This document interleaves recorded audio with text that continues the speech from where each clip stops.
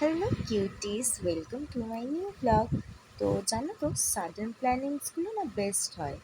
আমরা সাডেন ঠিক করি যে আমরা যাব হচ্ছে তারাপীঠ।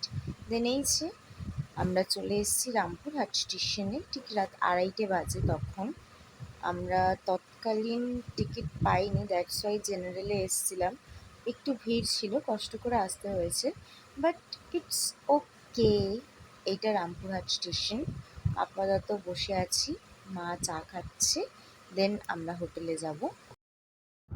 তো এখন হচ্ছে 3:37, আমরা এখন রুমে ঢুকলাম, এরপর একটু রেস্ট নেব। আমরা এখানে রুম নিয়ে নেওয়ার পরে স্নান করে ফ্রেশ হয়ে বসে আছি, এখন ঘুমাবো। তারপরে সকালে আমরা ঘুরতে বেরোবো। এখন আপাতত ঘুমাবো। এখানে তোমরা দেখতেই পাচ্ছ যে আমরা বেরিয়ে গেছি। সকাল তখন 10টা বাজে। একটা টোটো বুক করব, দেন আমরা হচ্ছে তারাপীঠের সব জায়গাগুলো দেখবো, ঘুরবো। এই মন্দিরটা হচ্ছে প্রভু বাঁকারায়ের শিব মন্দির। উঠি মন্দিরে। আচ্ছা, এটা আগে ঘুরে নিই তারপরে।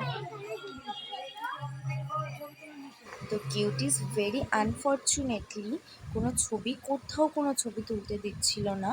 দেখতেই আমরা এখানে এসে লস্যি খেলাম, ভিতরে তো ছবি তুলতে দিচ্ছে না, ছবি তোলা নিষেধ লেখা ছিল।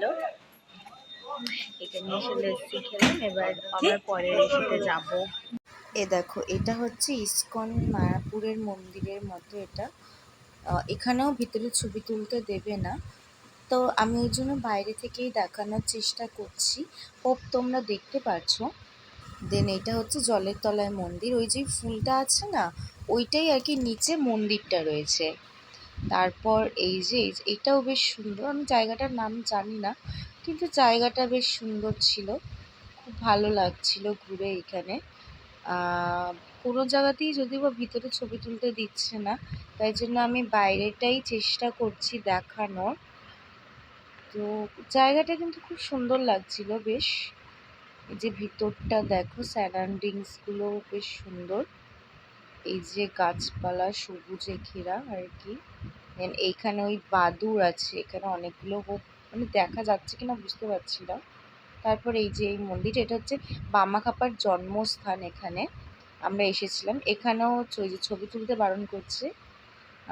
ওইদিকে রাধাকৃষ্ণ জগন্নাথ দেবের মন্দির দেখে আমরা এখন বামাখ্যাপার জন্মস্থানের দিকে যাচ্ছি, আমরা সবাই মিলে। ওই যে ওই বাড়িটায় শ্রী শ্রী বামাখ্যাপা জন্মগ্রহণ করেন, ওইখানে মা আর বোন ওই দিকটা যাচ্ছে। আমরা এখন হোটেলটা বেশ ভালোই ছিল, এসি হোটেল ছিল বেশ। এই গরমে ঠান্ডা ঠান্ডা হোটেল, খুব ভালো লাগছিল। প্লাস এই হোটেলে খাবার দাবারও সত্যিই খুব ভালো ছিল। এই যে এটা আমাদের দুপুরের খাবার, খুব ওয়াও খাবারটা ছিল। দেন রাত্রিরে বেরিয়েছিলাম, মা বাবা একটু সন্ধ্যাবেলা বেরিয়েছিল ঘুরতে, আমি বেরোইনি, শরীরটা অত ভালো লাগছিল না বলে। আমি একদম রাত্রে ডিনার করতে বেরিয়েছি, তখনও দোকানগুলো খোলাই ছিল।